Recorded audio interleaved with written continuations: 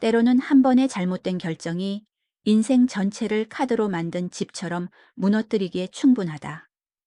계룡기지의 모든 사람을 통제할 수 있다고 생각했던 김태민 준장보다 이를 더 잘 아는 사람은 거의 없을 것이다.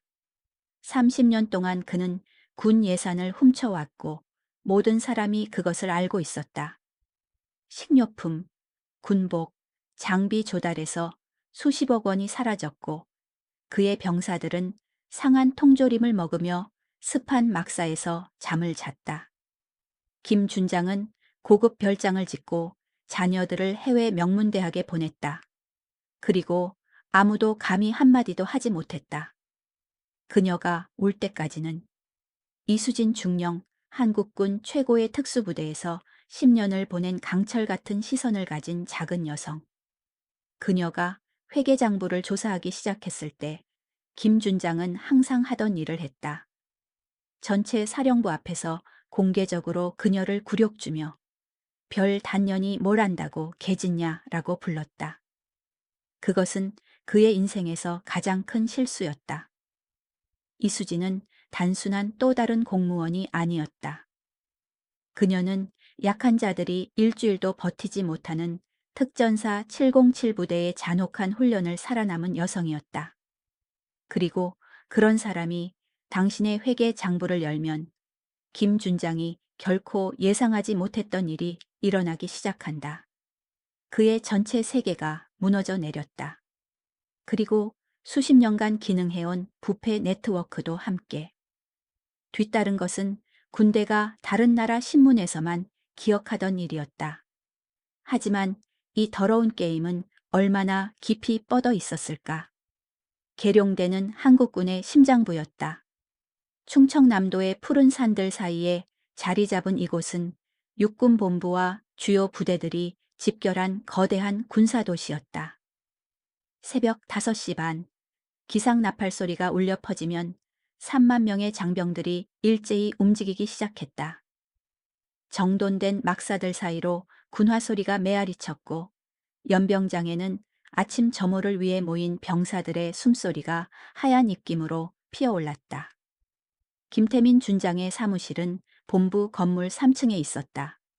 넓은 창문을 통해 내려다 보이는 정형은 그의 권력을 상징했다.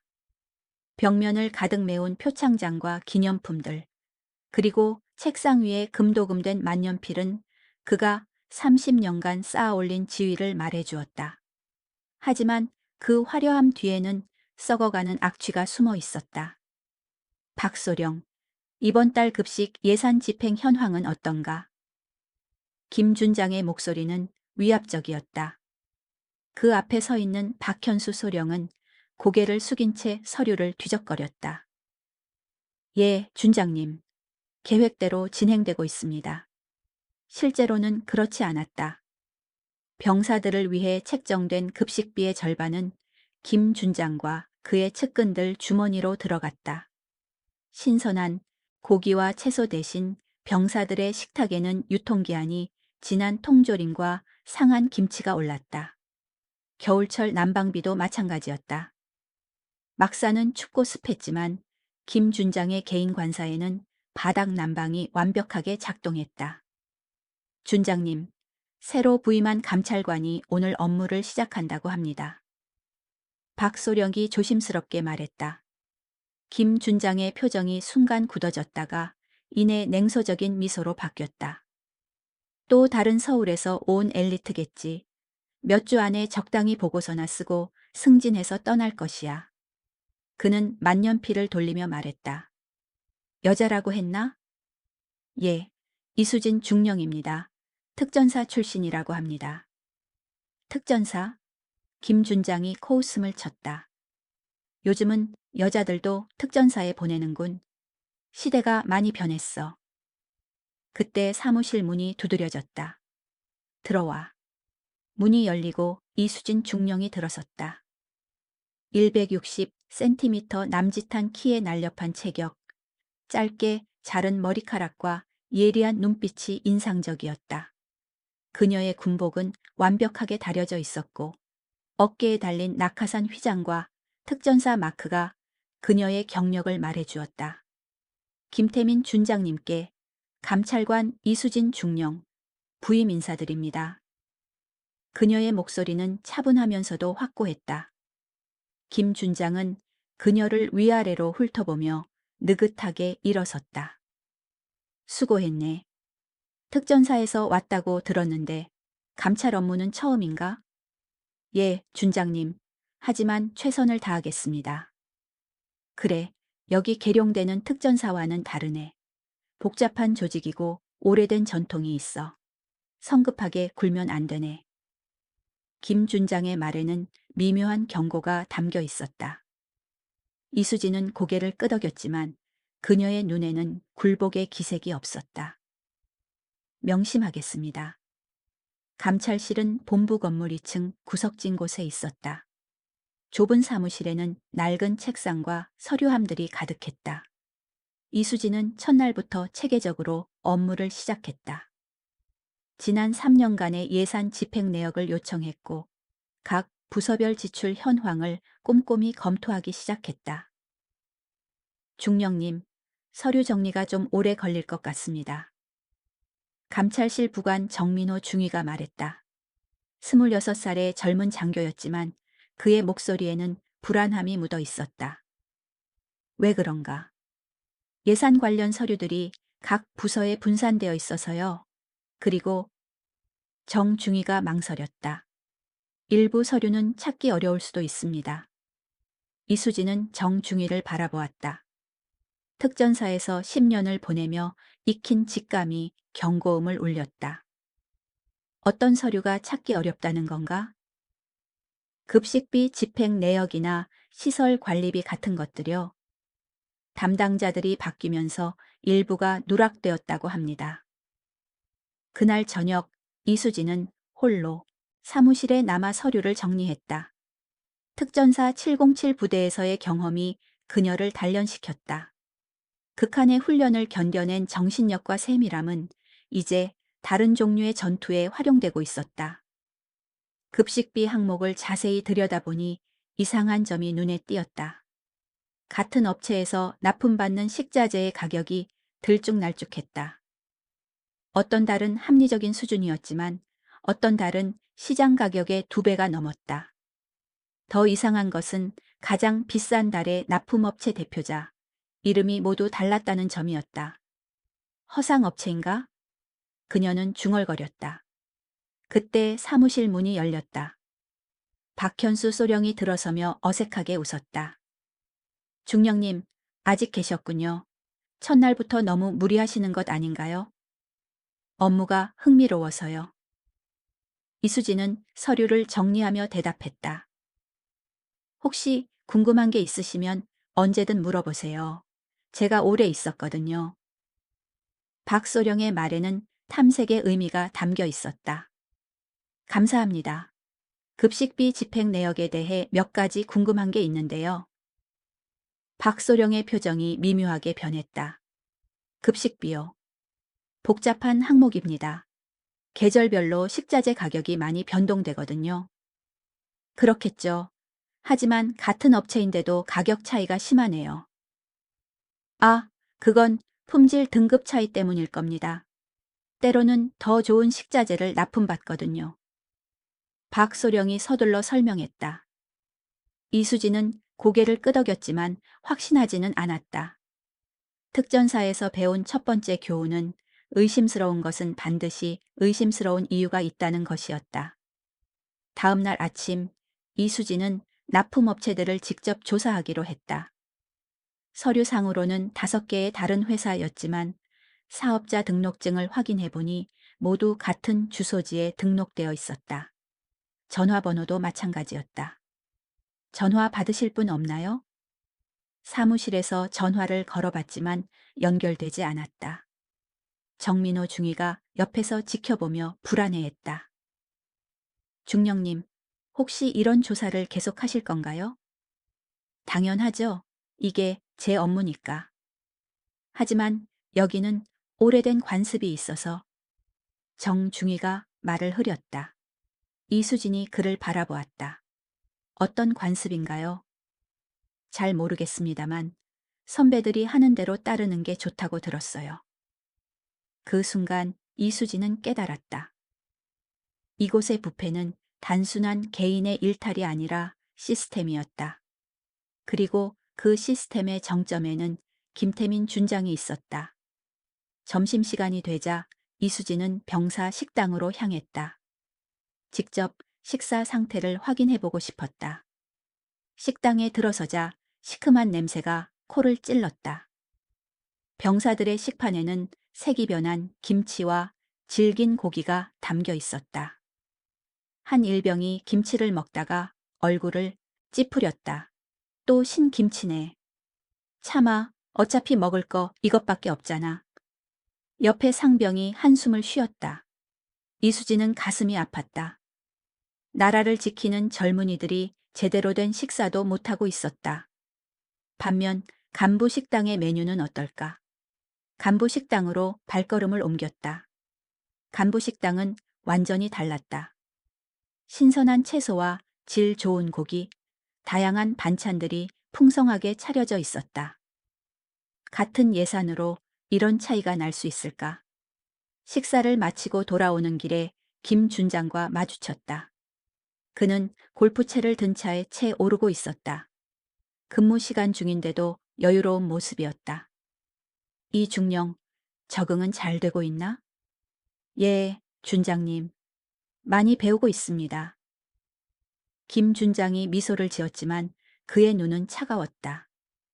너무 깊이 파지는 말게. 여기는 복잡한 곳이거든.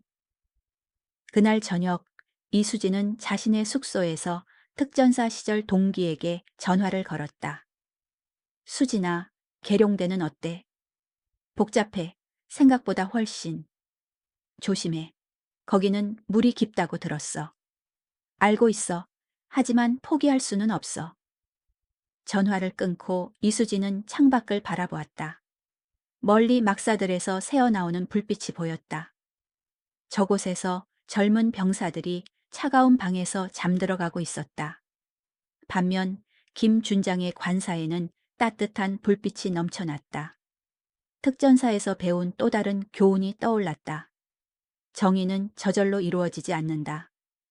누군가는 위험을 감수하고 나서야 한다. 이수지는 책상에 앉아 오늘 수집한 자료들을 정리하기 시작했다.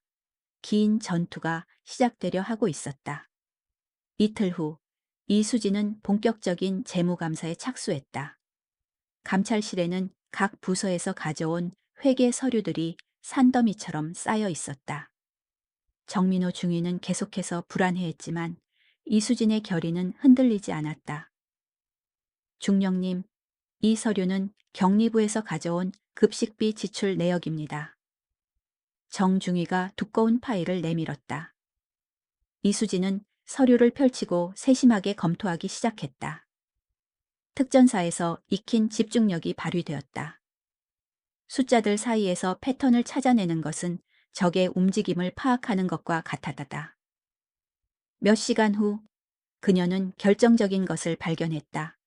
한 장의 청구서가 눈에 띄었다. 대한식품유통이라는 회사에서 발행한 1억 원짜리 식자재 납품 청구서였다. 문제는 그 청구서의 세부 내역이었다. 소고기 1급품 5,000kg 8천만 원. 이수진이 중얼거렸다. 킬로그램당 16,000원이었다. 시중 가격의 3배가 넘는 금액이었다. 더 놀라운 것은 그 다음이었다.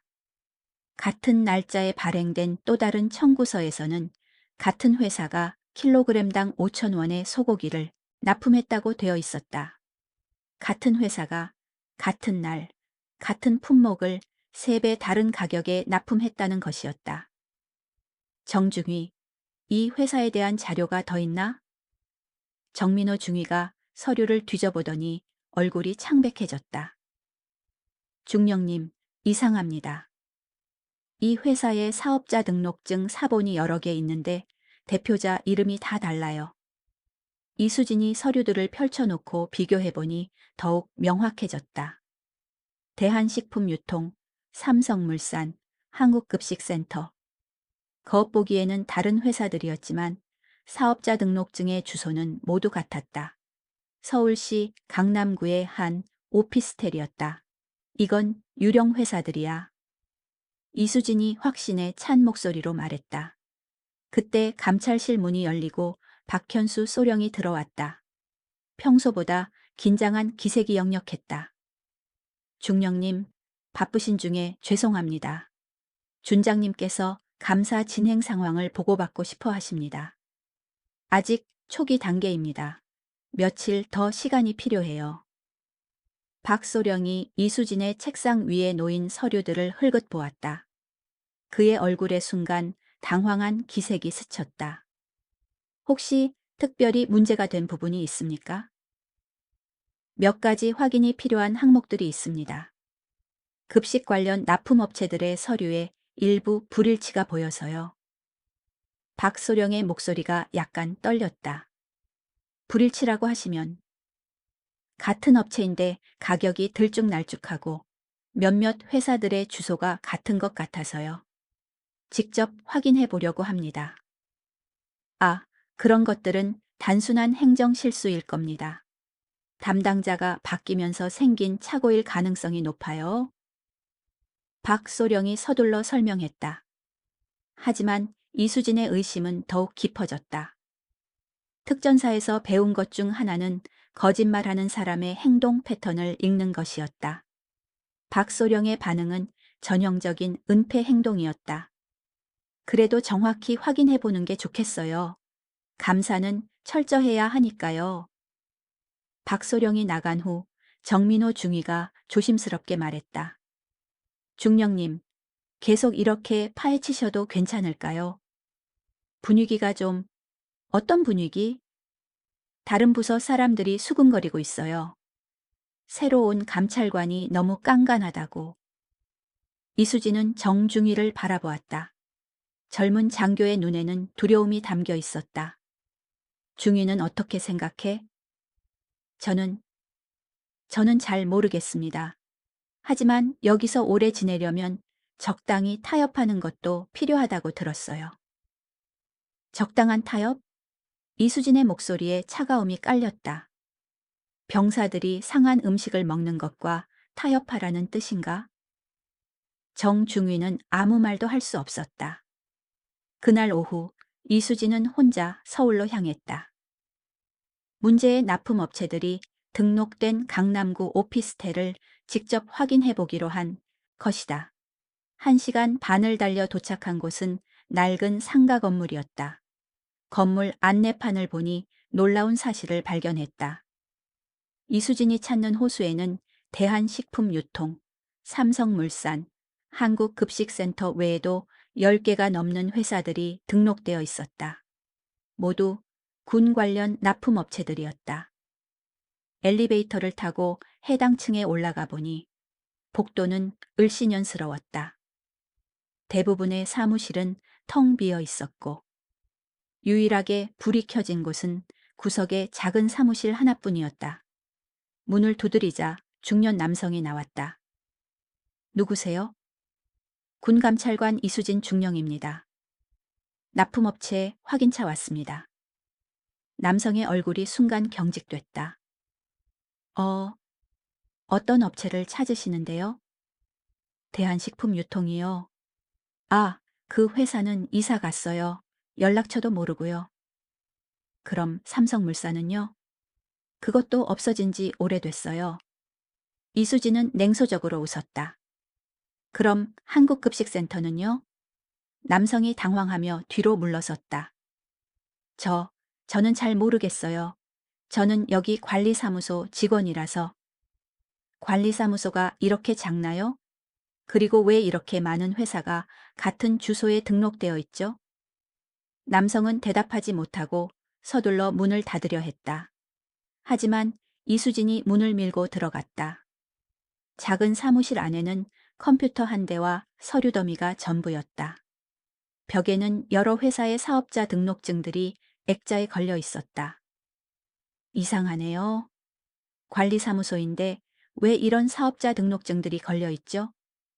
남성이 식은땀을 흘리며 말했다. 그건, 그건 예전에 있던 회사들 것이에요. 이수진은 휴대폰으로 사진을 찍기 시작했다. 예전 것을 왜 이렇게 잘 보관하고 계세요? 저기, 이러시면 안 됩니다. 개인 사무실인데. 군 감찰관의 조사입니다. 협조하지 않으면 더 큰 문제가 될 수 있어요. 남성은 더 이상 저항하지 못했다. 이수진은 사무실 곳곳을 촬영하고 벽에 걸린 사업자 등록증들을 자세히 기록했다. 모든 회사의 대표자는 달랐지만 서명은 비슷했다. 명백한 위조였다. 계룡대로 돌아오는 길, 이수진의 휴대폰이 울렸다. 박현수 소령기였다. 중령님, 지금 어디 계신가요? 서울에서 업무차 나와 있습니다. 준장님께서 급히 찾으십니다. 빨리 돌아오시라고 하네요. 전화를 끊고 이수진은 가속 페달을 밟았다. 김 준장이 움직이기 시작한 것 같았다. 기지에 도착하자마자 이수진은 김 준장의 사무실로 불려갔다. 사무실에는 김 준장 외에도 박소령과 다른 참모들이 있었다. 분위기가 살벌했다.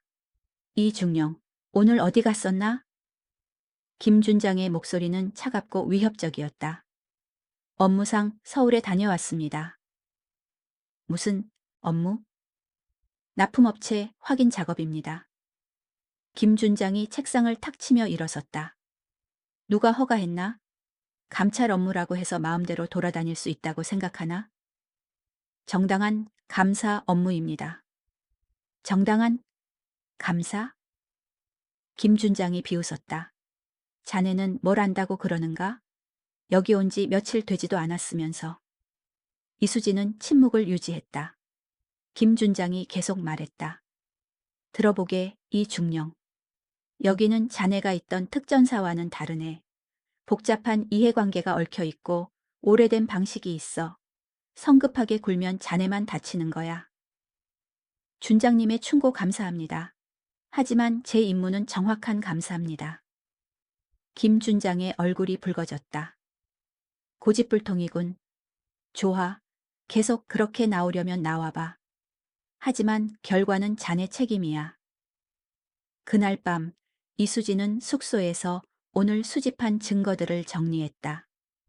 유령 회사들의 사진, 위조된 사업자 등록증, 부풀려진 납품 가격들, 모든 것이 하나의 거대한 부패 시스템을 가리키고 있었다. 하지만 이것은 시작에 불과했다. 김 준장의 반응을 보면 더 큰 비밀이 숨어 있을 것 같았다. 특전사에서 배운 교훈이 다시 떠올랐다. 적이 가장 격렬하게 저항할 때가 바로 가장 중요한 곳을 건드렸을 때다. 이수진은 결심을 굳혔다. 아무리 위험해도 끝까지 파헤쳐야 했다. 그것이 나라를 지키는 병사들에 대한 그녀의 의무였다. 다음 날 아침 이수진이 감찰실에 도착하자 이상한 분위기를 감지했다. 평소 인사를 건네던 복도의 장병들이 시선을 피했고 감찰실 앞을 지나는 사람들의 발걸음도 빨라졌다. 정민호 중위는 더욱 긴장한 모습이었다. 중령님, 어젯밤에 전화가 왔었어요. 누구에게서? 인사과에서요. 제가 다른 부대로 전속된다고 합니다. 이수진의 얼굴이 굳어졌다. 언제부터? 이번 주 말까지 정리하고 다음 주 월요일에 떠나야 한다고 하네요. 정중위의 목소리에는 절망이 섞여 있었다. 이유는 뭐라고 했나? 부대 사정상 필요한 조치라고만 했습니다. 이수진은 즉시 상황을 파악했다. 김 준장이 본격적으로 압박을 가하기 시작한 것이었다. 감찰 업무에 도움을 주던 유일한 부하를 제거하여 그녀를 고립시키려는 전략이었다. 중위, 전속 명령에 이의를 제기할 수 있나? 글쎄요, 하급자 입장에서는 어렵겠어요. 그리고 솔직히 말하면 정중위가 망설였다. 저도 좀 무섭습니다. 이 일에 더 깊이 관여되는 게. 이수진은 정중위를 이해했다. 젊은 장교에게 이런 위험을 감수하라고 강요할 수는 없었다. 알겠어. 최선을 다해줘서 고마웠어. 그날 오후 이수진은 혼자서 계속 조사를 진행했다. 하지만 어려움은 곧 나타났다. 각 부서에서 요청한 추가 자료들이 분실되었다거나 담당자가 없어서 확인이 어렵다는 답변들이 돌아왔다. 경리부의 한 상사가 신청스럽게 말했다. 중령님, 정말 죄송하지만 그 서류는 창고에 있는데 열쇠를 어디 뒀는지 모르겠어요. 열쇠를 잃어버렸다고요? 예, 며칠 전부터 찾고 있는데 안 보이네요. 이런 식의 방해 공작은 계속됐다. 급식 담당 부서는 업체 연락처를 모르겠다고 했고, 시설 관리팀은 관련 서류가 컴퓨터 오류로 삭제됐다고 했다. 오후 늦게 이수진은 김 준장의 사무실에서 나오는 목소리를 우연히 들었다. 복도를 지나가다 열린 문틈으로 새어나오는 대화였다. 박소령, 상황이 어떤가? 김 준장의 목소리였다.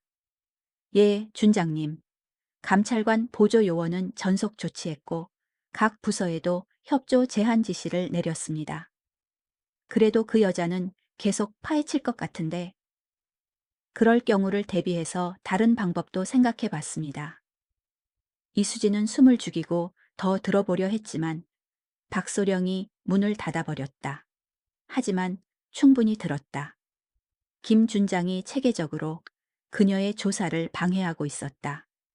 그날 저녁 이수진은 특전사 시절 동료인 강민수 중령에게 전화를 걸었다. 현재 국방부 감찰실에서 근무하고 있는 동기였다. 민수야, 나 좀 도와줄 수 있나? 무슨 일이야? 목소리가 심각하네. 이수진은 지금까지 발견한 증거들과 겪고 있는 방해 공작에 대해 설명했다. 강중령은 조용히 들은 후 말했다. 수진아, 너 지금 매우 위험한 일에 발을 담갔구나. 얼마나 위험한데? 계룡대 김태민 준장은 군내에서 꽤 영향력이 있는 사람이야. 정치인들과도 연결돼 있고 함부로 건드리면 큰일 날 수 있어. 그럼 포기하라는 거야? 그건 아니지만 신중하게 접근해야 해. 확실한 증거 없이는 움직이기 어려워. 확실한 증거는 있어. 문제는 더 수집하기가 어려워졌다는 거야. 강중령이 잠시 침묵했다가 말했다. 있잖아. 내가 아는 사람 중에 군 검찰청에 있는 동기가 있어. 필요하면 조언을 구할 수 있을 것 같은데. 정말? 그럼 한번 얘기해 줄 수 있나?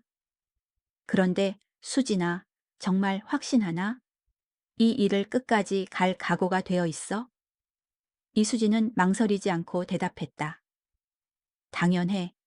병사들이 상한 음식 먹는 걸 보고도 가만히 있을 수는 없어.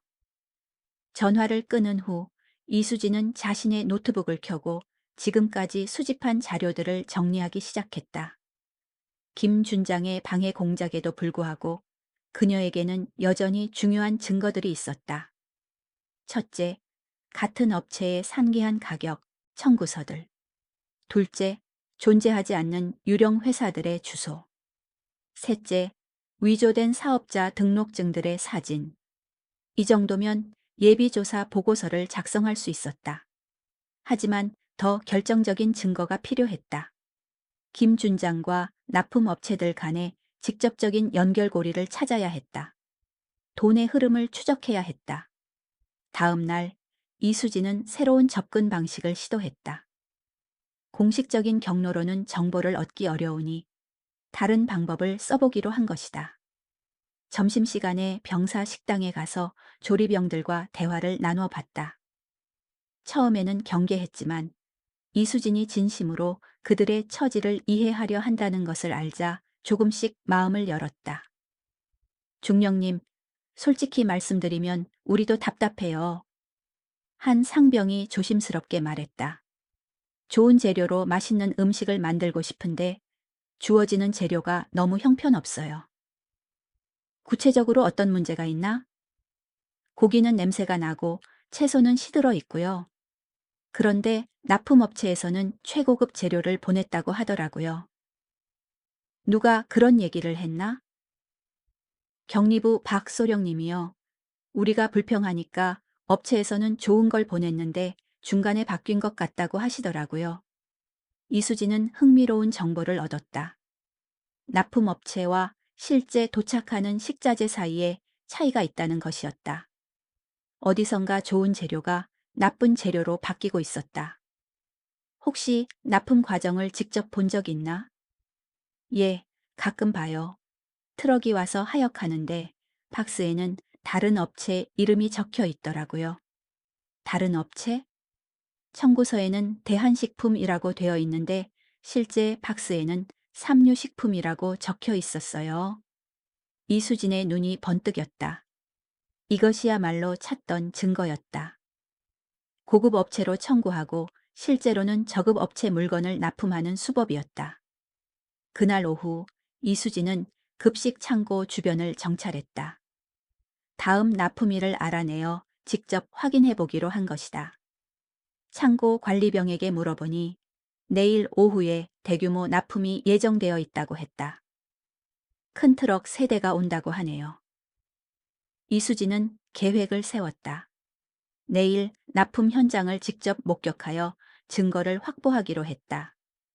김 준장의 방해 공작으로 서류상으로는 증거를 얻기 어려워졌지만 현장에서는 다를 것이었다. 하지만 그녀는 아직 모르고 있었다. 김 준장도 더 강력한 대응책을 준비하고 있었다는 것을. 다음 날 오후 이수진은 급식 창고 근처에 숨어서 납품 현장을 관찰했다. 오후 2시 예정된 시간에 트럭 3대가 기지 안으로 들어왔다. 첫 번째로 눈에 띈 것은 트럭 측면에 적힌 회사명이었다. 삼류식품유통 청구서에 나와 있던 대한식품유통과는 완전히 다른 회사였다. 이수진은 휴대폰으로 트럭들을 촬영했다. 하역 과정을 자세히 관찰하니 더욱 놀라운 사실이 드러났다. 트럭에서 내리는 박스들을 보면 명백히 저급 제품들이었다. 포장지는 낡았고 유통기한도 임박해 보였다. 하지만 하역을 지시하는 박현수 소령은 아무렇지도 않게 서명을 해주었다. 납품 확인서에는 여전히 대한식품유통의 고급 제품으로 기재되어 있었다. 그때 이수진의 눈에 익숙한 얼굴이 들어왔다. 트럭 운전사 중 한 명이 박소령에게 뭔가 작은 봉투를 건네는 것이었다. 박소령은 그것을 재빨리 주머니에 넣었다. 현장에서 현금 수수. 이수진이 중얼거렸다. 하지만 더 충격적인 것은 그 다음이었다. 하역이 끝나고 트럭들이 떠난 후 다른 트럭 한 대가 창고 뒤편으로 들어왔다. 이 트럭에서는 훨씬 좋아 보이는 식자재들이 내려졌다. 신선한 채소, 질 좋은 고기들이었다. 저건 어디로 가는 거지? 이수진은 의문을 품고 그 트럭을 따라갔다. 트럭은 기지 내의 간부 전용 식당으로 향했다. 간부들이 먹을 고급 식자재는 따로 납품되고 있었던 것이다. 하지만 회계상으로는 모든 식자재가 동일한 업체에서 동일한 가격으로 납품되는 것으로 기록되었다. 이수진은 이 모든 과정을 동영상으로 촬영했다. 이제 확실한 현장 증거가 생겼다. 그날 저녁 이수진은 강민수 중령에게 다시 전화를 걸었다. 민수야, 결정적인 증거를 잡았어. 어떤 증거? 이수진은 오늘 목격한 일들을 자세히 설명했다. 강중령은 심각한 목소리로 대답했다. 수진아, 이제 정말 위험한 단계에 접어들었어. 이런 증거가 있으면 그들도 가만히 있지 않을 거야. 그럼 어떻게 해야 해? 군 검찰청에 이동철 중령이랑 얘기했는데 너와 만나보고 싶어 한다. 내일 저녁에 서울에서 만날 수 있겠나? 물론이지. 어디서? 홍대 근처 조용한 카페로 하자. 위치는 나중에 문자로 보낼게. 전화를 끊은 후 이수진은 마침내 희망을 느꼈다. 혼자서는 한계가 있었지만 군 검찰청의 도움을 받으면 이 사건을 제대로 수사할 수 있을 것이었다.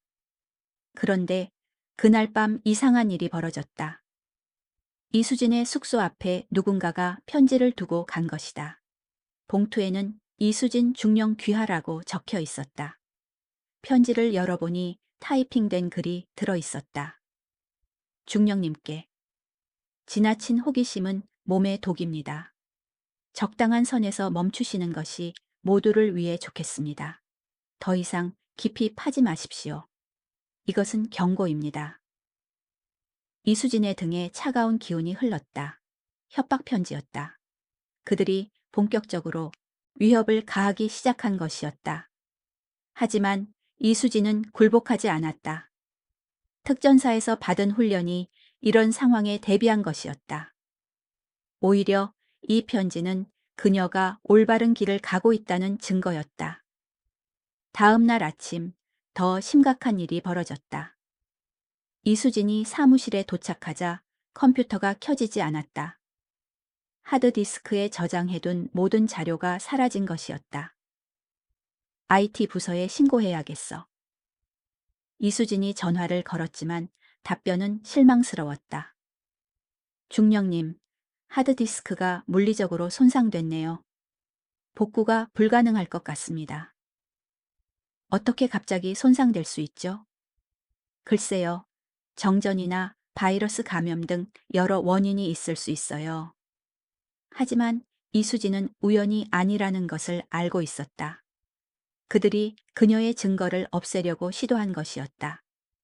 다행히 이수진은 중요한 자료들을 개인 USB에 따로 백업해 두었다.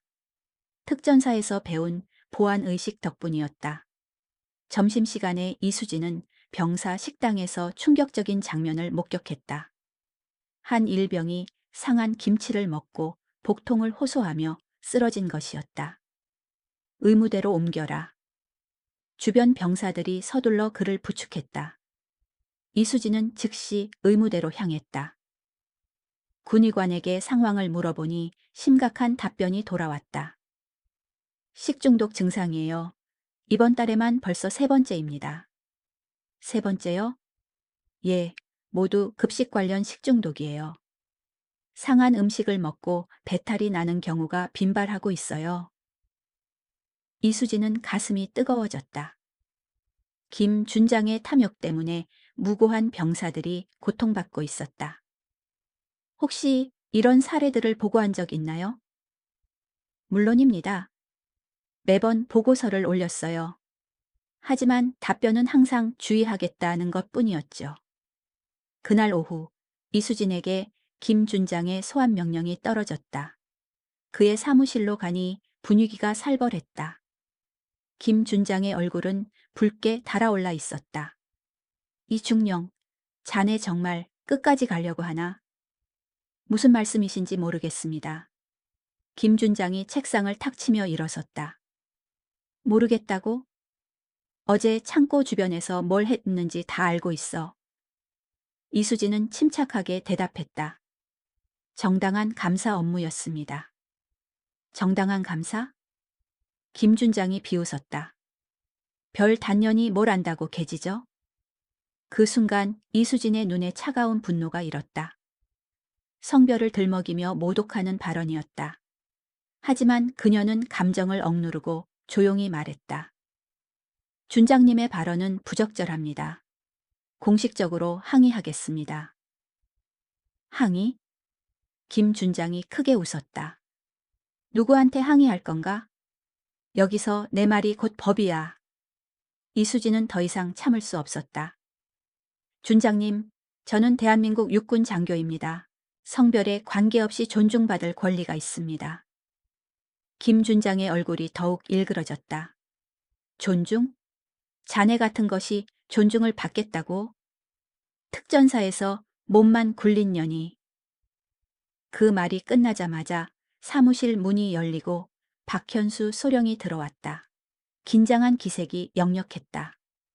준장님, 외부에서 전화가. 지금 바쁘다. 하지만 국방부에서 온 전화라고. 김 준장의 얼굴이 순간 창백해졌다. 무슨 일인지 예감이 드는 모양이었다. 이수진은 그 틈을 타서 사무실을 나왔다. 복도를 걸으며 결심을 굳혔다. 이제 더 이상 혼자서는 안 되었다. 오늘 밤 군 검찰청과의 만남이 모든 것을 바꿀 수 있을 것이었다. 그날 저녁 이수진은 서울 홍대의 한적한 카페에 앉아 있었다. 강민수 중령이 소개한 군 검찰청의 이동철 중령을 기다리는 중이었다. 오후 7시 약속 시간에 맞춰 한 남성이 들어왔다. 이수진 중령이신가요? 키 크고 날카로운 인상의 중년 남성이었다. 예, 이동철 중령님이시죠? 악수를 나누며 자리에 앉은 이동철 중령은 곧바로 본론으로 들어갔다. 강 중령에게서 대략적인 이야기는 들었습니다. 증거를 보여주시겠어요? 이수진은 준비해온 USB를 꺼내 노트북에 연결했다. 그동안 수집한 모든 자료들을 체계적으로 정리해둔 것이었다. 위조된 사업자 등록증 사진들, 부풀려진 청구서들, 어제 촬영한 납품 현장 동영상까지. 이동철 중령은 자료들을 꼼꼼히 검토했다. 특히 납품 현장 동영상을 볼 때는 표정이 굳어졌다. 이건 명백한 군납 비리네요. 그가 중얼거렸다. 게다가 규모가 상당히 크고. 어느 정도 규모인가요? 대충 계산해봐도 연간 수십억 원 규모의 손실일 겁니다. 하지만 문제는 이게 단순한 개인 비리가 아닐 가능성이 높다는 거예요. 이수진이 고개를 갸우뚱했다. 무슨 뜻인가요? 이런 규모의 조직적 비리는 혼자서는 불가능해요. 반드시 공범들이 있을 거고 더 높은 곳까지 연결되어 있을 가능성이 높습니다. 이동철 중령은 잠시 생각에 잠긴 후 말했다. 중령님, 혹시 김태민 준장의 개인 재산 상황에 대해 알고 있는 게 있나요? 잘 모르겠는데요. 다만 상당히 여유로워 보이긴 해요. 그럼 이것부터 조사해 봅시다. 이동철 중령이 휴대폰을 꺼내 누군가에게 전화를 걸었다. 여보세요, 김 검사님? 저 이동철입니다. 급하게 부탁드릴 일이 하나 있는데요. 전화 통화가 끝난 후 그가 설명했다. 국세청에 있는 동기에게 김태민 준장의 재산 신고 현황을 비공식적으로 확인해달라고 했어요. 며칠 후면 결과가 나올 겁니다. 그리고 중령님께서는 계속 조사를 진행하셔야 해요. 하지만 이제부터는 더욱 조심하셔야 합니다. 상대방도 위기감을 느끼고 있을 테니까요. 어떻게 조심해야 하나요? 첫째, 혼자 다니지 마세요. 둘째, 중요한 증거는 여러 곳에 백업해 두세요. 셋째, 위험하다고 느끼면 즉시 연락하세요. 이동철 중령이 자신의 명함을 건네주었다. 카페를 나서며 이수진은 새로운 희망을 느꼈다. 이제 혼자가 아니었다. 군 검찰청이라는 강력한 후원자가 생겼다. 하지만 계룡대로 돌아가는 길, 이수진은 자신이 미행당하고 있다는 것을 느꼈다. 특전사에서 익힌 감각이 경고음을 울렸다. 백미러로 확인해보니 검은색 세단 한 대가 계속 따라오고 있었다. 이수진은 침착하게 고속도로를 벗어나 우회도로로 빠졌다. 그 차도 따라왔다. 이제 확실했다. 감시를 받고 있었다. 다음 날 아침 이수진이 사무실에 도착하자 더욱 충격적인 소식이 기다리고 있었다. 어젯밤에 급식 창고에 화재가 발생했다는 것이었다. 얼마나 큰 불이었나요? 이수진이 소방관에게 물었다.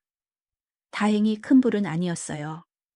하지만 창고 안의 서류들이 상당 부분 타버렸습니다. 이수진은 즉시 상황을 파악했다. 증거인멸이었다. 그들이 마지막 증거들까지 없애려고 한 것이었다. 하지만 포기할 수는 없었다. 이수진은 다른 접근 방법을 시도하기로 했다. 김 준장의 개인적인 배경을 조사해 보기로 한 것이다. 점심시간에 이수진은 기진의 도서관으로 향했다. 오래된 군 관련 자료들을 찾아보기 위해서였다. 도서관 사서의 도움을 받아 김태민 준장의 과거 근무 이력을 찾아보았다. 놀라운 사실이 발견되었다. 김 준장이 과거에 근무했던 부대들에서도 비슷한 문제들이 있었다는 기록이 있었다.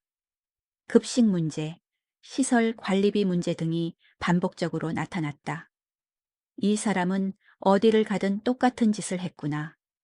이수진이 중얼거렸다.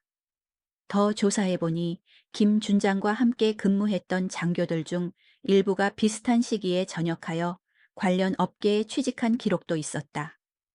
퇴직 후 납품업체를 차린 것이었다. 완전한 카르텔이야. 이수진은 사건의 전모가 드러나기 시작했다. 그날 오후 이수진은 또 다른 중요한 발견을 했다. 기진의 우체국에서 김 준장이 정기적으로 해외 송금을 하고 있다는 정보를 얻은 것이었다. 매월 큰 금액을 스위스 은행으로 송금하신다고 하던데요. 우체국 직원이 조심스럽게 말했다. 얼마나 큰 금액인가요? 정확한 액수는 말씀드리기 어렵지만 상당히 큰 금액이에요. 보통 장교 월급으로는 어려운 수준이죠. 이수진은 이 정보를 이동철 중령에게 즉시 전달했다. 전화를 받은 이동철 중령은 흥미로워했다. 해외 계좌까지 있다면 이건 정말 큰 사건이 될 수도 있겠네요. 혹시 계좌번호나 은행 정보는 알 수 있을까요? 시도해 보겠습니다. 그날 저녁 이수진은 우체국에서 늦게까지 업무를 보는 직원과 대화를 나누었다.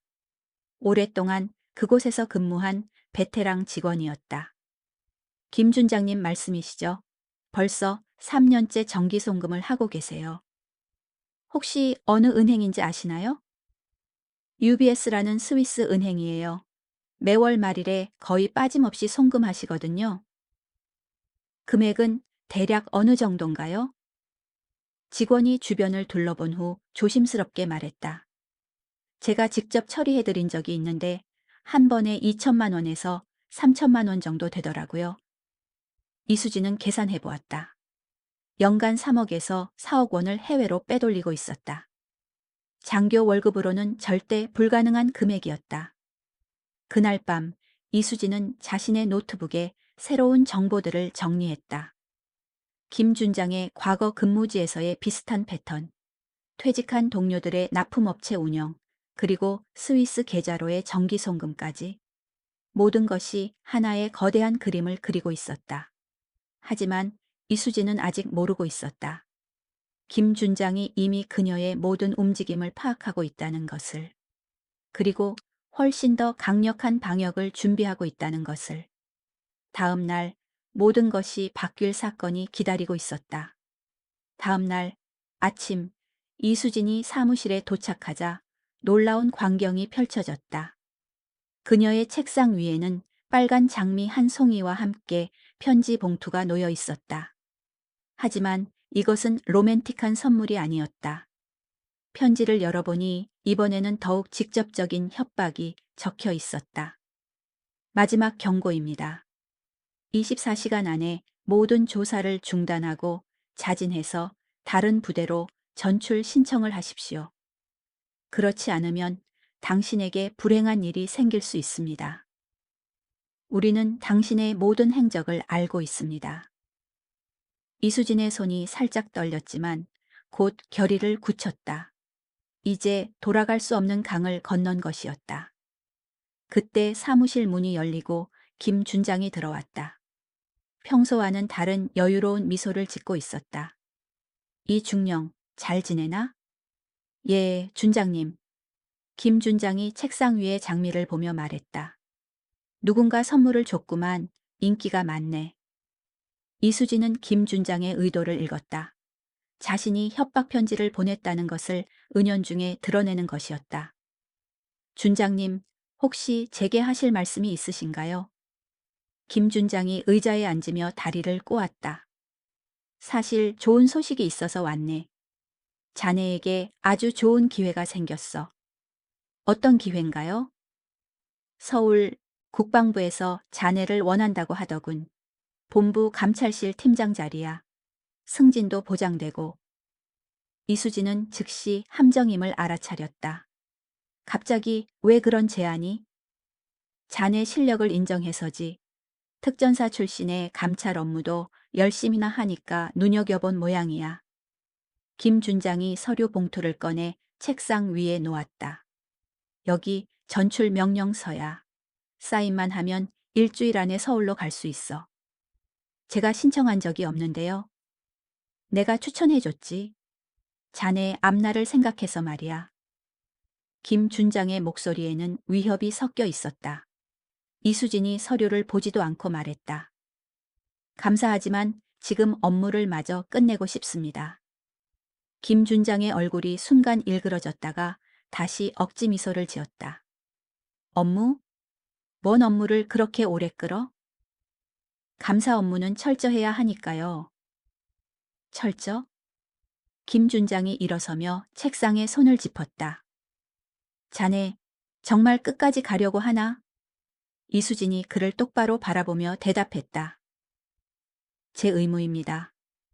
김 준장이 목소리를 낮춰 말했다. 이 중령, 마지막으로 묻겠네. 정말 후회하지 않을 자신이 있나? 후회할 일이 없습니다. 김 준장이 서류를 다시 집어들며 나가는 길에 던진 말이 소름 끼쳤다. 그럼 자네 책임이야. 무슨 일이 생기더라도. 점심시간, 이수진은 기지 밖의 작은 식당에서 이동철 중령과 비밀리에 만났다. 상황이 심각해지고 있어요. 이수진이 협박 편지와 강제 전출 시도에 대해 설명했다. 이동철 중령이 심각한 표정으로 고개를 끄덕였다. 예상했던 일입니다. 그런데 좋은 소식이 있어요. 어떤 소식인가요? 김태민 준장의 재산 조사 결과가 나왔는데 상당히 흥미로운 내용입니다. 이동철 중령이 서류 봉투를 꺼냈다. 김 준장이 지난 5년간 신고한 소득은 연간 8천만 원 정도입니다. 하지만 실제 보유 자산은 그의 수십 배에 이르러요. 이수진이 서류를 들여다보았다. 구체적으로 어느 정도인가요? 서울 강남에 30억 원짜리 펜트하우스, 제주도에 10억 원짜리 별장, 그리고 고급 외제차 여러 대. 게다가 스위스 계좌에만 수십억 원이 있는 것으로 추정됩니다. 이 정도면 확실한 증거가 되겠네요. 그런데 더 큰 문제가 있어요. 이동철 중령의 표정이 어두워졌다. 김 준장의 배후에 더 큰 인물들이 있는 것 같습니다. 어떤 인물들요? 정치인들입니다. 몇몇 국회의원들이 김 준장의 납품업체들로부터 정치자금을 받은 정황이 있어요. 이수진은 사건의 규모가 생각보다 훨씬 크다는 것을 깨달았다. 그럼 어떻게 해야 하나요? 우선 중령님의 안전이 최우선입니다. 이제부터는 혼자 다니지 마세요. 그리고 이것을 가지고 계세요. 이동철 중령이 작은 녹음기를 건네주었다. 위험한 상황이 되면 이것을 켜고 대화를 녹음하세요. 법정에서 결정적 증거가 될 수 있어요. 식당을 나서며 이동철 중령이 마지막으로 말했다. 중령님, 이번 주가 고비가 될 것 같습니다. 상대방이 마지막 수단을 쓸 가능성이 높아요. 각별히 조심하세요. 그날 오후 이수진은 기지로 돌아가다가 이상한 일을 경험했다. 평소 친절하던 경비병이 차가운 시선으로 그녀를 바라보는 것이었다. 신분증 확인 좀 해보겠습니다. 경비병이 예전과 다른 태도로 말했다. 무슨 일인가요? 저를 모르세요? 새로운 지시가 내려왔습니다. 모든 출입자는 신분 확인을 받아야 한다고요. 이수진은 불길한 예감을 느꼈다. 김 준장이 그녀를 완전히 고립시키려는 작전을 시작한 것 같았다. 숙소에 도착하니 더욱 충격적인 일이 기다리고 있었다. 방 아니, 완전히 뒤집어져 있었다. 책상 서랍은 열려 있었고 옷장 안의 옷들이 바닥에 흩어져 있었다. 도둑이 들었나? 이수진이 중얼거렸지만 금방 진실을 깨달았다. 그들이 증거를 찾기 위해 불법 수색을 한 것이었다. 다행히 중요한 자료들은 모두 은행 대여금고에 보관해 두었기 때문에 안전했다. 하지만 침대 위에는 또 다른 메시지가 놓여 있었다. 이제 정말 마지막이다. 내일까지 결정하지 않으면 더 이상 우리도 신사적으로 대하지 않겠다. 이수진은 더 이상 물러설 곳이 없다는 것을 깨달았다. 김 준장과의 최종 대결이 임박했다. 그날 밤 늦게 이수진은 이동철 중령에게 긴급 전화를 걸었다. 중령님, 상황이 악화되고 있습니다. 불법 수색까지 했어요. 알겠습니다. 이제 공식적으로 수사를 시작해야겠어요. 내일 아침에 군 검찰청에서 수사관들이 파견될 예정입니다. 정말요? 예. 하지만 그 전까지 절대 혼자 다니지 마세요. 상대방이 극단적인 선택을 할 수도 있어요. 전화를 끊은 후 이수진은 창밖을 바라보았다. 어둠 속에서 누군가가 자신을 지켜보고 있는 것 같았다. 내일이면 모든 것이 결판 날 것이었다. 다음 날 아침 7시 이수진이 사무실로 향하던 중 놀라운 광경을 목격했다. 기지 정문으로 검은색 승용차 여러 대가 들어오고 있었다. 차량에서 내린 사람들의 옷차림과 분위기로 봐서는 고위 인사들인 것 같았다. 뭔 일이지? 이수진이 중얼거렸다. 하지만 더 놀라운 것은 그들이 김 준장의 사무실이 아닌 이수진의 감찰실로 향하고 있다는 것이었다. 앞서 걷는 중년 남성이 이수진을 보고 다가왔다. 이수진 중령이십니까? 국방부 감찰실장 박영수 준장입니다. 이수진은 깜짝 놀라 거수경례를 했다.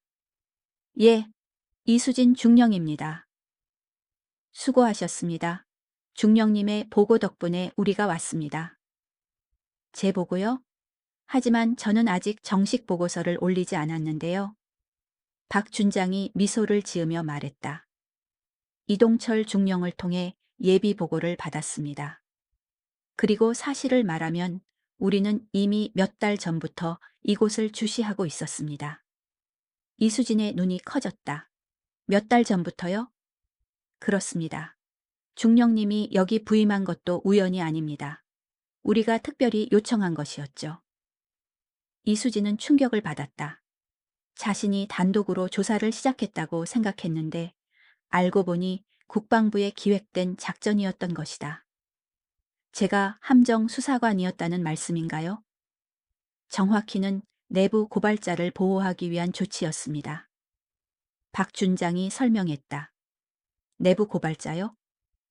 그때 박 준장의 뒤에서 한 사람이 나타났다. 이수진이 깜짝 놀랐다. 바로 정민호 중위였다. 전출되었다고 알고 있던 그였다. 중령님, 죄송합니다. 정중위가 고개를 숙였다. 정중위, 너는 다른 부대로 갔다고 했잖아. 박 준장이 대신 설명했다. 정민호 중위는 우리가 미리 심어놓은 요원입니다. 김태민 준장의 비리를 내부에서 감시하는 역할이었죠. 하지만 증거 수집에는 한계가 있었습니다. 정중위가 말을 이었다. 그래서 특전사 출신으로 뛰어난 수사 능력을 가진 중령님께 도움을 요청한 것입니다. 이수진은 혼란스러웠다.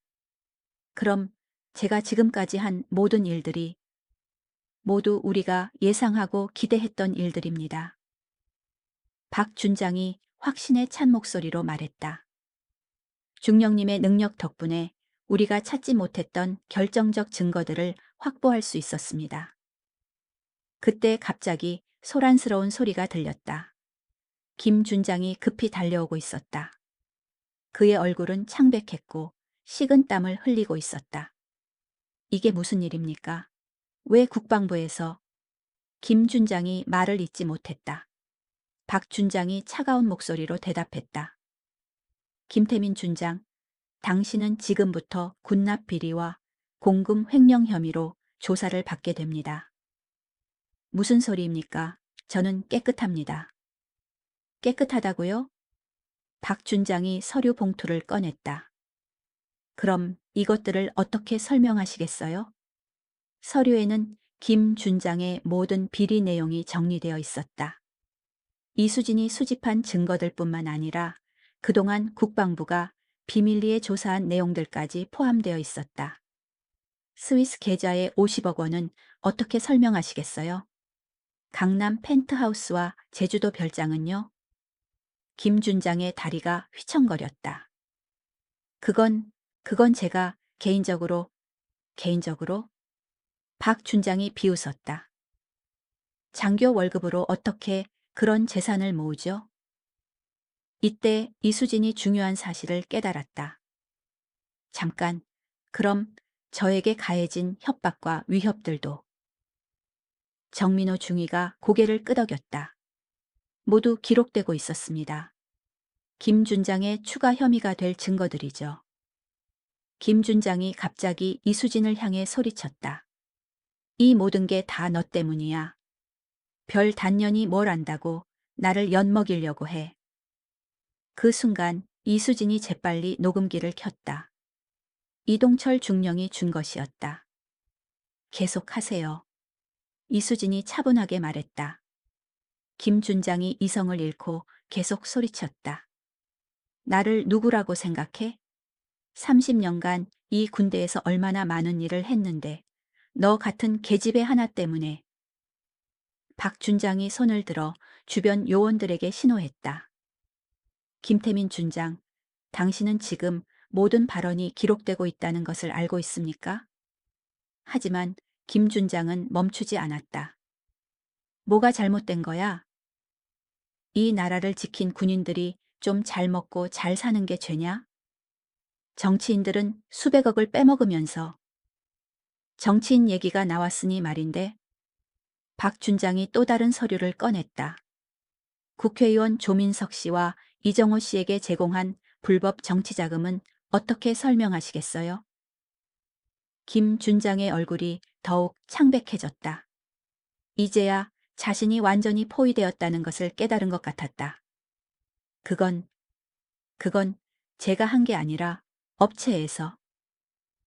업체에서? 이수진이 끼어들었다. 그 업체들이 모두 준장님이 만든 유령 회사라는 증거가 있는데요. 김 준장이 이수진을 바라보며 이를 갈았다. 너는 정말 끝까지 나를 물고 늘어지려고 하는구나. 저는 제 의무를 다했을 뿐입니다. 의무? 김 준장이 비웃었다. 여자가 무슨 의무를 안다고. 그 말이 끝나자마자 박 준장이 차가운 목소리로 말했다. 김태민 준장, 당신은 지금부터 체포됩니다. 군납 비리, 공금 횡령, 정치자금법 위반, 그리고 성희롱 혐의로 기소될 예정입니다. 수갑이 채워지는 순간 김 준장이 마지막으로 이수진을 바라보며 말했다. 이게 끝이 아니야. 나보다 더 큰 사람들이 있어. 너는 아직 모르는 게 너무 많아. 그가 끌려나간 후 박 준장이 이수진에게 다가왔다. 중령님, 정말 수고 많으셨습니다. 덕분에 10년 넘게 계속된 조직적 비리를 척결할 수 있게 되었어요. 하지만 김 준장이 마지막에 한 말이 신경 쓰입니다.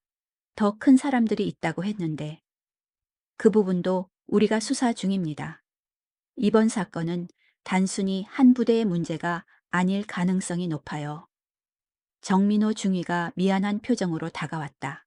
중령님, 속여서 정말 죄송합니다. 하지만 작전의 성공을 위해서는 어쩔 수 없었어요. 이수진은 복잡한 심경이었다. 자신이 영웅적인 단독 수사를 한 것이 아니라 국방부의 계획된 작전의 일부였다는 사실이 조금은 허무했다. 하지만 동시에 안도감도 느꼈다. 혼자서 거대한 조직과 맞서는 것이 아니었다는 사실이 그녀를 편안하게 했다. 중령님, 박 준장이 마지막으로 말했다. 이제부터 진짜 큰 수사가 시작됩니다.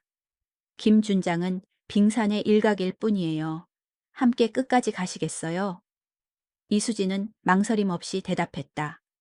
예, 준장님, 끝까지 가겠습니다. 하지만 그녀는 아직 모르고 있었다. 정말로 큰 폭풍이 이제 시작이라는 것을.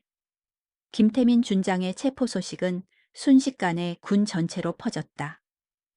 계룡대는 물론이고 국방부, 심지어 청와대까지도 이 사건에 주목하기 시작했다. 하지만 이수진에게는 진정한 전투가 이제 시작이라는 것이 분명했다. 체포 이틀 후 이수진은 서울 국방부 청사의 특별수사실로 불려갔다. 넓은 회의실에는 박영수 준장을 비롯해 검찰, 국정감사원, 심지어 국정원 관계자들까지 모여 있었다.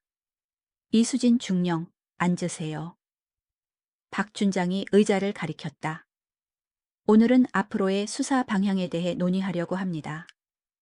회의 테이블에는 두꺼운 파일들이 산더미처럼 쌓여 있었다.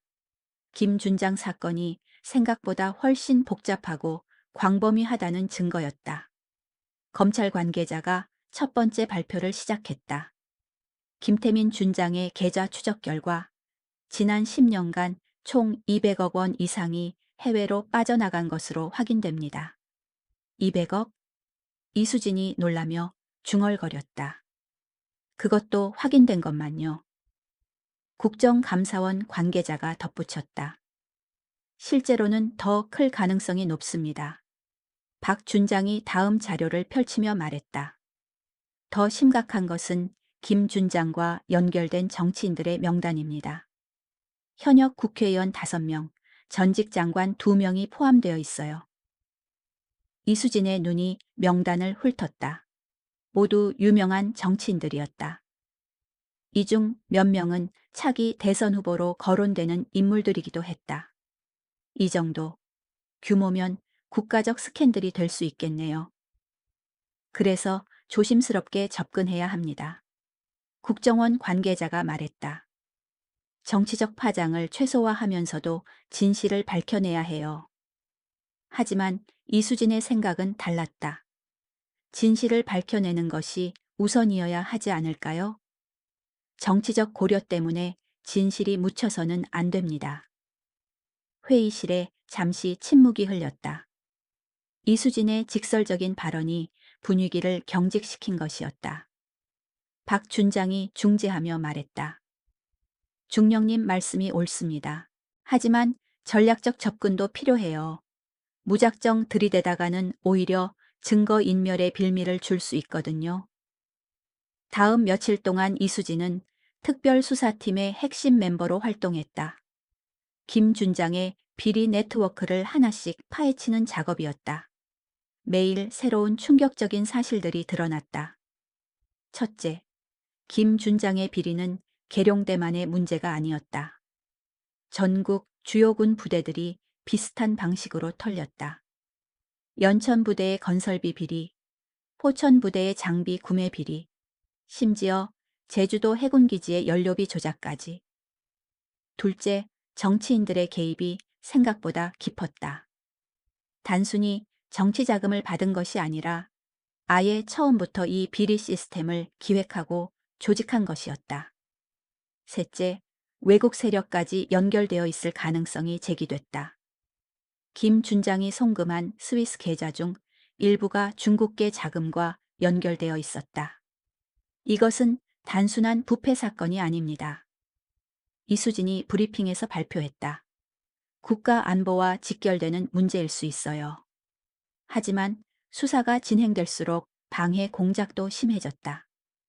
핵심 증인들이 갑자기 증언을 번복했고 중요한 서류들이 실수로 삭제되는 일이 빈발했다. 가장 충격적인 것은 김 준장의 직계 부하였던 박현수 소령이 갑자기 의문사한 사건이었다. 공식적으로는 자살로 처리됐지만 이수진은 의심스러웠다.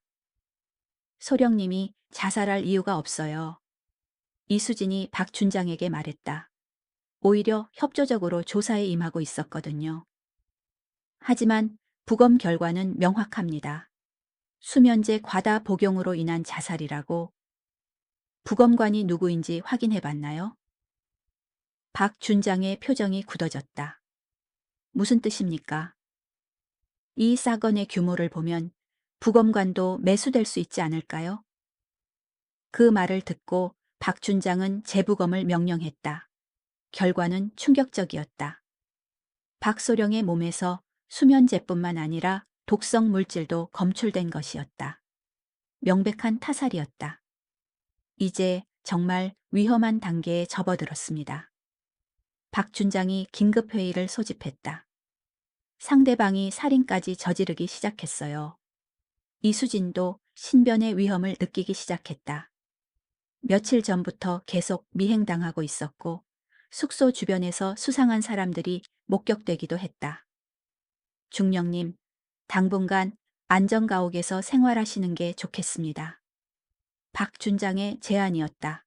안전가옥요? 예, 국정원에서 운영하는 보호시설입니다. 수사가 끝날 때까지 거기서 지내세요. 이수진은 거부했다. 저는 계속 일하고 싶어요. 숨어 있으면 수사에 차질이 생겨요. 하지만 생명이 위험한데 특전사에서 배운 게 생존 기술만이 아닙니다. 위험을 감수하고 임무를 완수하는 것도 배웠어요. 결국 타협안이 나왔다. 이수진에게는 24시간 경호원이 배치되고 모든 이동 경로는 사전에 보고하기로 했다. 그 무렵 언론에서도 이 사건에 관심을 보이기 시작했다. 처음에는 계룡대 간부 비리 사건이라고 소소하게 다뤄지던 것이 점점 군 고위층 연루 의혹, 정치인 연관설 등으로 확대되었다. 특히 조선일보의 탐사보도팀이 독자적으로 취재를 시작하면서 새로운 사실들이 드러났다. 김 준장과 유착된 납품업체들이 북한산 원자재를 불법 사용했다는 의혹이었다. 북한산 원자재요? 이수진이 놀랐다. 예, 중국을 경유해서 북한산 철강제를 들여와 군 시설 건설에 사용한 것 같아요. 기자가 설명했다. 이는 단순한 부패를 넘어 국가보안법 위반 사안이었다.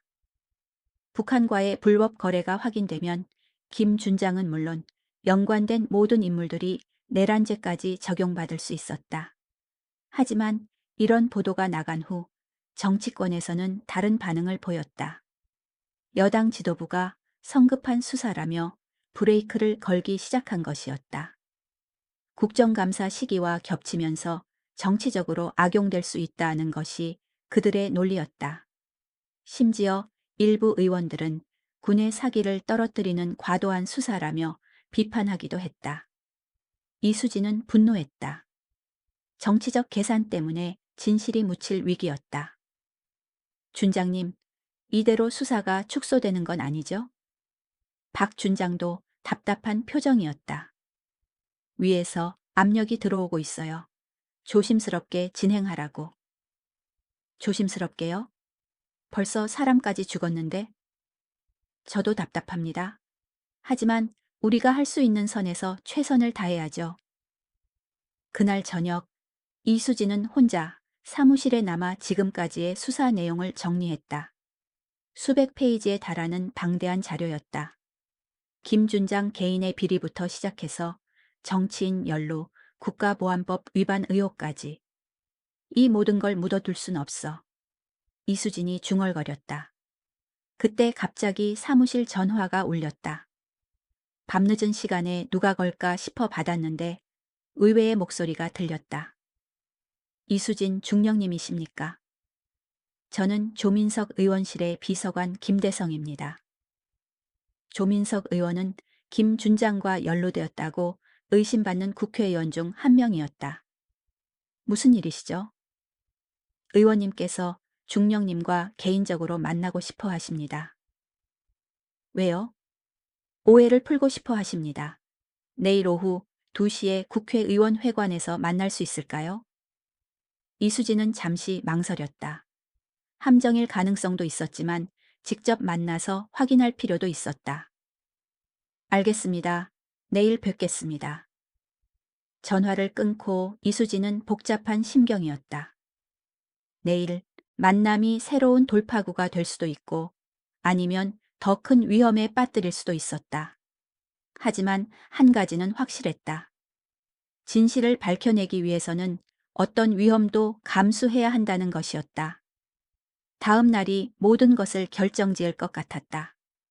다음 날 오후 2시 이수진은 국회의원회관 앞에 서 있었다. 24시간 경호를 담당하는 요원이 주변을 살피며 말했다. 중령님, 정말 들어가시겠어요? 위험할 수 있어요. 괜찮아요. 녹음기도 준비했고요. 이수진이 가방을 톡톡 두드렸다. 의원회관 로비는 한적했다. 국정감사 기간이라 대부분의 의원들이 바쁜 일정을 소화하고 있었다. 조민석 의원실은 7층에 있었다. 엘리베이터를 타고 올라가면서 이수진은 마음을 다잡았다. 특전사에서 배운 협상 기술과 심리전이 필요한 순간이었다. 조민석 의원실 문을 열고 들어서자 넓은 응접실에 중년 남성이 혼자 앉아 있었다. 키 큰 체격에 인상이 좋은 사람이었다. TV에서 봤던 조민석 의원이었다. 이수진 중령님이시죠? 와주셔서 감사합니다. 조 의원이 일어나 악수를 청했다. 안녕하세요, 의원님. 앉으세요. 차는 어떤 걸로 드릴까요? 커피 부탁합니다. 조 의원이 직접 커피를 내려주면서 말을 꺼냈다. 사실 중령님을 만나고 싶었던 이유는 간단합니다. 오해를 풀고 싶어서예요.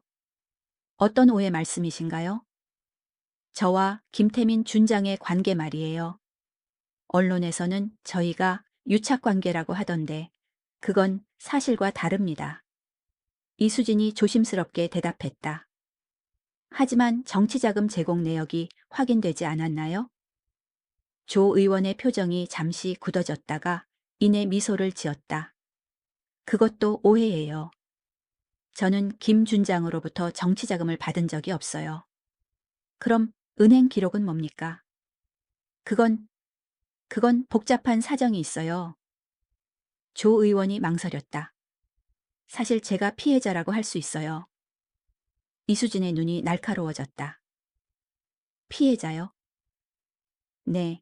김 준장이 제 이름을 이용해서 불법 거래를 한 거예요. 저는 전혀 모르는 상황에서 말이죠. 구체적으로 설명해 주시겠어요? 조 의원이 깊은 한숨을 쉬고 말했다. 김 준장이 저희 당 정책위원장이었던 이정호 의원과 함께 일종의 카르텔을 만들었어요. 군납 업체들을 조직해서 체계적으로 돈을 빼돌리는 시스템이었죠. 이수진이 놀라며 몸을 앞으로 기울였다. 그런 사실을 알고 계셨다고요? 처음에는 몰랐어요. 하지만 작년에 우연히 알게 됐죠. 그래서 거부했는데 거부했다고요? 네, 참여하기를 거부했어요. 하지만 그들은 제가 이미 관련되어 있는 것처럼 증거를 조작했어요. 이수진이 녹음기를 켜면서 신중하게 물었다. 증거 조작이라고 하시면? 제 명의로 된 계좌를 몰래 개설하고 거기로 돈을 송금한 거예요. 그리고 나중에 그것을 빌미로 협박하기 시작했죠. 협박이요? 네. 만약 이 사실이 알려지면 제 정치 생명이 끝난다면서 계속 협조하라고 위협했어요. 이수진은 조 의원의 말이 사실인지 판단하려 했다. 표정과 몸짓을 보니 거짓말하는 것 같지는 않았다. 그럼 의원님은 완전한 피해자라는 말씀이신가요? 그렇습니다. 저도 이 사건의 진실이 밝혀지기를 원해요. 그럼 수사에 협조하시겠어요? 조 의원이 망설였다. 그게 쉽지 않아요. 이정호 의원이 워낙 영향력이 큰 사람이라서. 이정호 의원이 주동자라는 말씀인가요? 네. 그 사람이 모든 것을 기획했어요. 김 준장은 단순한 실행책이었고요. 이수진의 머리가 빠르게 돌아갔다. 만약 조 의원의 말이 사실이라면 사건의 구조가 완전히 달라질 수 있었다. 의원님, 이정호 의원에 대한 구체적인 증거가 있나요? 있어요. 조 의원이 서랍에서 USB를 꺼냈다. 모든 대화를 녹음해뒀어요. 제 보험이었거든요. 이수진이 USB를 받으며 물었다. 언제부터 녹음하신 거예요? 작년부터요. 언젠가는 이런 날이 올 줄 알았어요. 그때 갑자기 사무실 문이 열렸다. 키 큰 남성이 들어왔는데 이수진이 사진으로만 봤던 이정호 의원이었다. 민서가 뭐 하는 거야? 이정호 의원의 목소리는 차가웠다. 조민석 의원이 당황하며 일어섰다. 형님, 갑자기 어떻게? 이정호 의원이 이수진을 바라보며 말했다. 이수진 중령이군. 소문은 많이 들었어. 안녕하세요. 이수진이 일어서며 인사했다. 민석이가 무슨 말을 했는지 궁금하네. 이정호 의원의 눈빛이 날카로웠다. 조민석 의원이 급하게 말했다. 아무것도 안 했어요, 형님. 그냥 오해를 풀려고. 오해? 이정호 의원이 냉소적으로 웃었다. 무슨 오해를 풀었는데? 이수진이 끼어들었다. 의원님께서는 이 사건에 대해 어떻게 생각하시는지요? 이정호 의원이 이수진을 빤히 쳐다보며 말했다. 중령님, 정치와 군대는 다른 거예요. 군인은 군대 일만 하시는 게 좋겠어요. 하지만 국민의 세금이 부정하게 사용된다면 부정하게? 이정호 의원의 목소리가 높아졌다. 누가 부정하다고 했나요? 증거나 있어서 그런 소리 하는 거예요. 그 순간 이수진은 깨달았다. 이정호 의원이야말로 진짜 배후 인물이라는 것을. 그리고 지금 이 순간이 모든 것을 결정짓는 순간이라는 것을. 이수진은 침착함을 유지하며 이정호 의원을 바라보았다. 특전사에서 배운 것 중 하나는 위기 상황에서 절대 당황하지 않는 것이었다. 의원님, 저는 사실을 확인하고 있을 뿐입니다. 이수진이 단호하게 말했다. 이정호 의원이 조민석 의원에게 다가가 어깨에 손을 올렸다. 겉보기에는 친근한 제스처였지만 조 의원의 얼굴이 창백해지는 것을 보니 위협적인 의미가 있는 것 같았다. 민서가 중령님한테 무슨 얘기를 했나? 아무것도 안 했어요, 형님. 정말로? 하지만 이정호 의원의 시선은 조 의원의 책상 위에 놓인 USB에 머물렀다. 저건 뭐지? 조민석 의원이 더욱 긴장하며 말했다. 그냥 업무 자료예요. 이수진이 재빨리 USB를 집어들었다. 제가 요청한 자료입니다. 이정호 의원이 이수진을 똑바로 바라보며 말했다. 중령님, 혹시 녹음을 하고 있는 건 아니겠죠? 녹음이요? 이수진이 시치미를 뗐다. 요즘 수사기관에서 그런 식으로 증거를 수집한다고 들었거든요. 불법이잖아요, 그런 거. 의원님께서 떳떳하시다면 녹음을 걱정하실 필요 없지 않나요? 이정호 의원이 차가운 미소를 지었다. 떳떳하죠. 하지만 왜곡될 수 있잖아요. 편집해서 악용할 수도 있고. 그때 조민석 의원이 갑자기 입을 열었다. 형님, 이제 그만합시다. 뭘 그만하라는 거야? 이 모든 걸요. 저는 더 이상 못하겠어요. 조 의원의 목소리가 떨렸다. 이정호 의원의 얼굴이 순간 일그러졌다. 민서가 지금 무슨 소리 하는 거야? 형님이 저를 이용했잖아요. 제 명의로 계좌를 만들고 제가 모르는 사이에 돈을 받게 만들었잖아요. 이수진의 심장이 빨리 뛰기 시작했다. 조 의원이 용기를 내고 진실을 말하기 시작한 것이었다. 이정호 의원이 위협적인 목소리로 말했다. 민서가 지금 실수하는 거야. 너도 이미 관련되어 있어. 나 혼자만의 문제가 아니라고. 하지만 처음 시작은 형님이었잖아요. 조 의원이 더 이상 물러서지 않았다. 김태민 준장을 통해서 군납 업체들을 조직하고 체계적으로 돈을 빼돌린 건 형님이잖아요. 이정호 의원이 갑자기 이수진을 향해 돌아섰다. 중령님, 이 사람 말을 믿으시는 건가요? 정치적 야심 때문에 저를 모함하는 거예요. 이수진이 냉정하게 대답했다. 증거로 판단하겠습니다. 증거? 이정호 의원이 비웃었다. 무슨 증거가 있다는 거죠? 이수진이 USB를 들어 보였다. 여기에 모든 것이 들어있다고 들었는데요. 이정호 의원의 표정이 변했다. 그걸 어떻게 얻었죠? 조민석 의원님께서 직접 주셨어요. 민석이가? 이정호 의원이 조 의원을 바라보며 이를 갈았다. 너 정말 배신하는 거야? 조민석 의원이 떨리는 목소리로 대답했다. 배신이 아니에요. 제가 살기 위해서예요. 살기 위해서? 이정호 의원이 의미심장하게 말했다.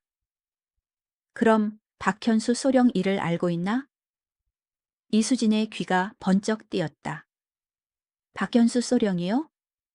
조민석 의원이 충격받은 표정으로 이정호 의원을 바라보았다.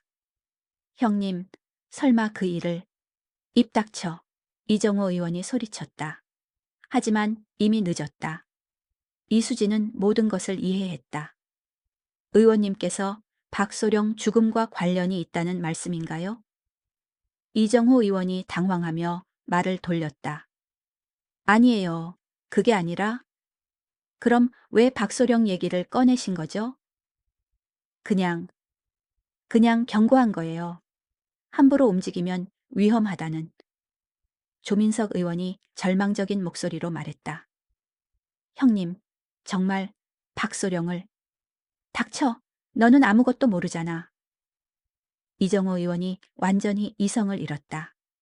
이수진이 재빨리 휴대폰을 꺼내 박영수 준장에게 긴급 메시지를 보냈다. 지금 당장 국회의원회관으로 와주세요.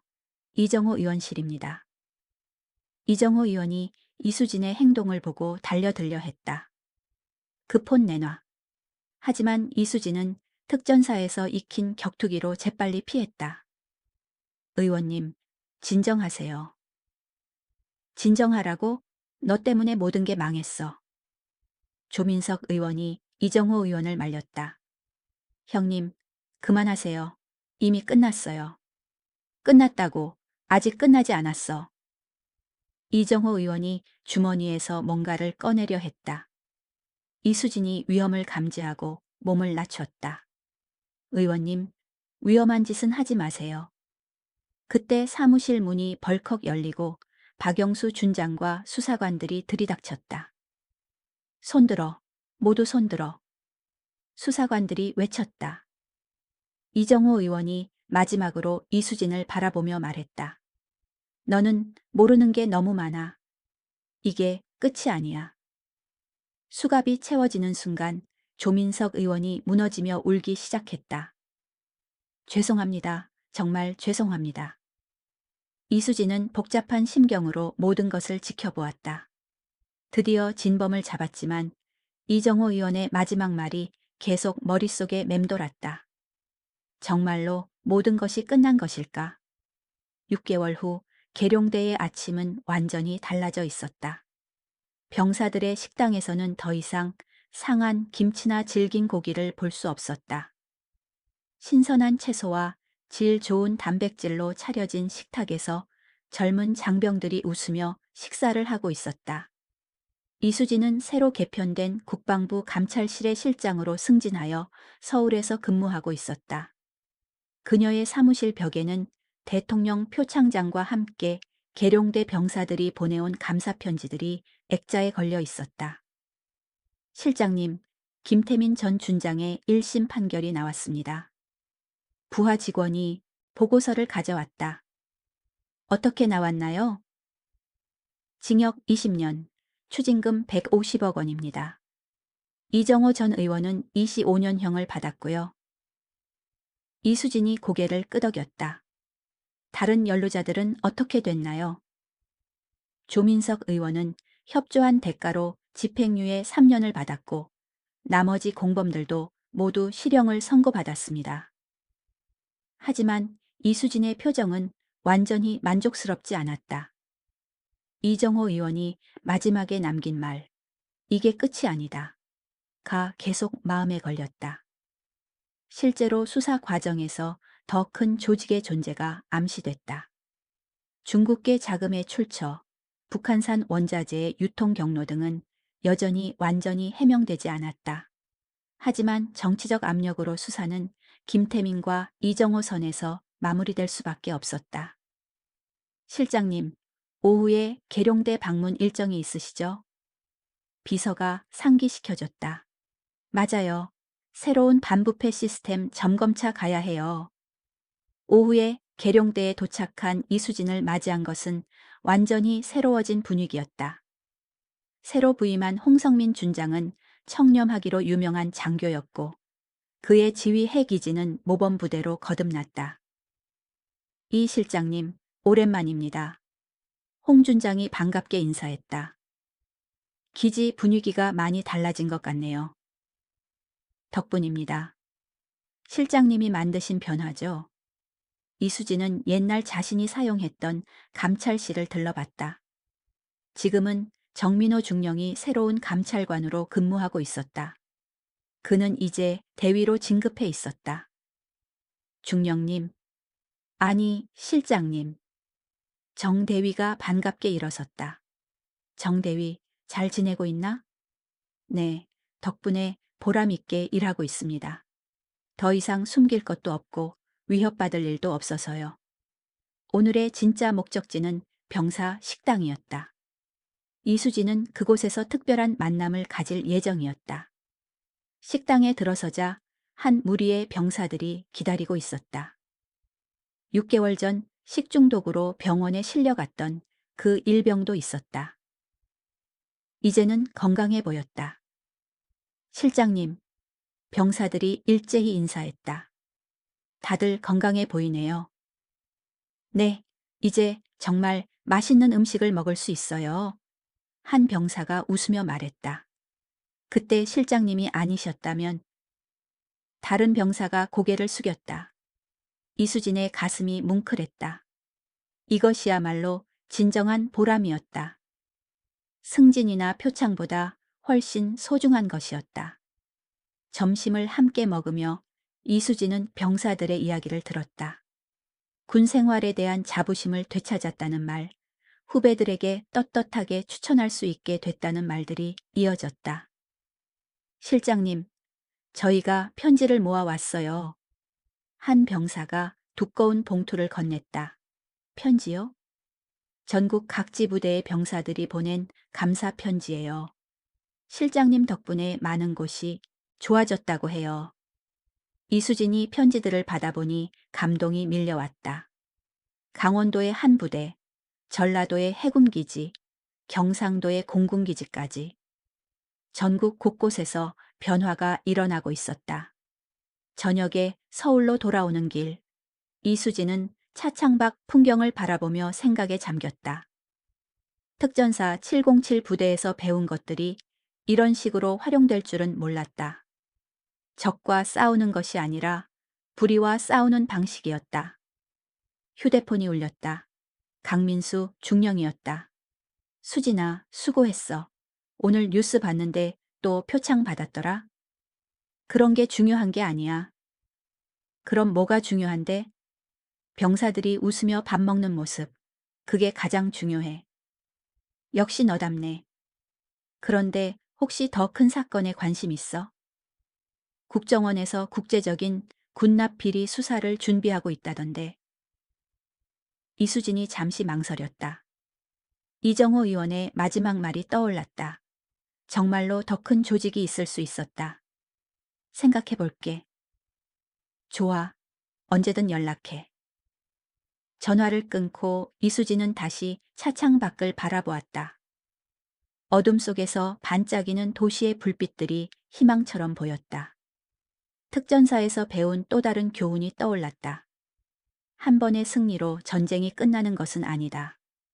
정의를 위한 싸움은 계속되어야 한다. 이수진은 미소를 지었다. 내일 또 새로운 하루가 시작될 것이고 그녀는 준비가 되어 있었다. 나라를 지키는 젊은 장병들을 위해 그리고 정의를 위해 계룡대에서 시작된 작은 변화가 이제 전국으로 퍼져나가고 있었다.